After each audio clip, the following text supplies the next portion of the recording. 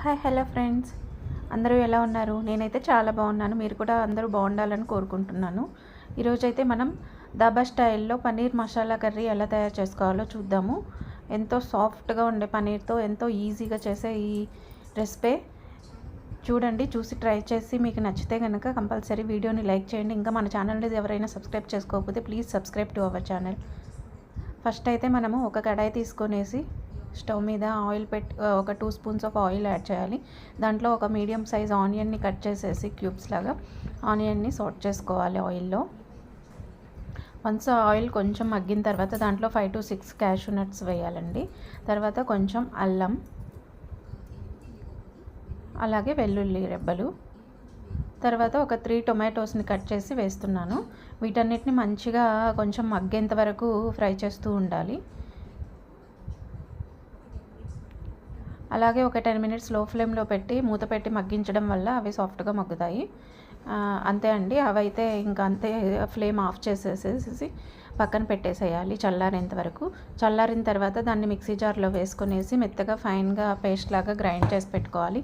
తర్వాత అయితే అదే ప్యాన్ని కడిగి మళ్ళీ స్టవ్ మీద ఆన్ చేసి పెట్టుకొని ఒక 2 table spoons of oil add చేశాను. అంతేకాకుండా ఒక టేబుల్ స్పూన్ బటర్ కూడా యాడ్ చేస్తున్నాను.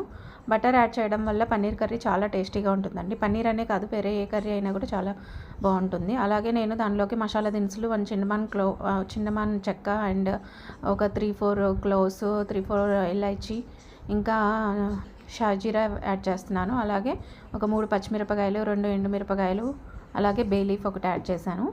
ఇవన్నీ మంచిగా బటర్లో ఫ్రై అయిన తర్వాత మనం ముందుగా తయారు చేసుకున్న పేస్ట్ ఉంటుంది కదా, అది వేసేసేసి మంచిగా సాటే చేసుకుంటూ ఉండాలండి ఒక 5 మినిట్స్. దాంట్లో ఉన్న వాటర్ కంటెంట్ అంతా దిగిపోయి ఆయిల్ పైకి తేలేంత వరకు మనం అలాగే స్లో ఫ్లేమ్ మీద పెట్టుకొనేసి నిదానంగా మగ్గించుకోవాలి. అలా కొంచెం దగ్గర పడ్డాక మళ్ళీ మూత పెట్టి కొంచెం సేపు అలాగే ఉడకనివ్వాలి. అది అలా దగ్గర పడేంత వరకు మనం సాటే చేస్తూనే ఉండాలండి. ఇప్పుడైతే నేను టర్మరిక్ పౌడర్ పావు స్పూను, ఇంకా ఒక spoon full of red chilli powder and 1 teaspoon of coriander powder add చేస్తున్నాను. అలాగే రుచికి సరిపడా ఉప్పు యాడ్ చేసేసి మంచిగా కలిపి ఇప్పుడు కర్రీలోంచి ఆయిల్ బయటకు వచ్చేంత వరకు, ఆయిల్ సపరేట్ అయ్యేంత వరకు అలాగే తిప్పుతూ స్లో ఫ్లేమ్ మీద పెట్టి నిదానంగా లో ఫ్లేమ్ మీదే చేస్తూ ఉంటే కర్రీ చాలా టేస్టీగా ఉంటుందండి. ఇలా మనం వాటర్ యాడ్ చేయకముందే మంచిగా గ్రేవీని ఆయిల్ బయటకు వచ్చేంత వరకు ఫ్రై చేయడం వల్ల కర్రీ చాలా టేస్టీగా ఉంటుంది. ఇప్పుడైతే పన్నీర్ క్యూబ్స్ యాడ్ చేస్తున్నాను. నేనైతే అమూల్ పన్నీర్ యూస్ చేస్తున్నానండి.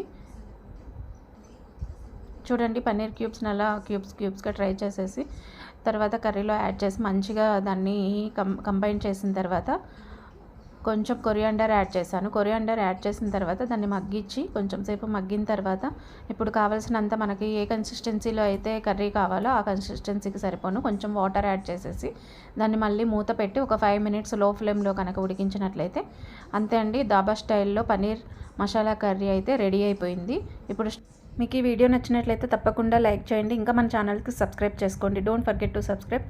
Thanks for watching. Thank you.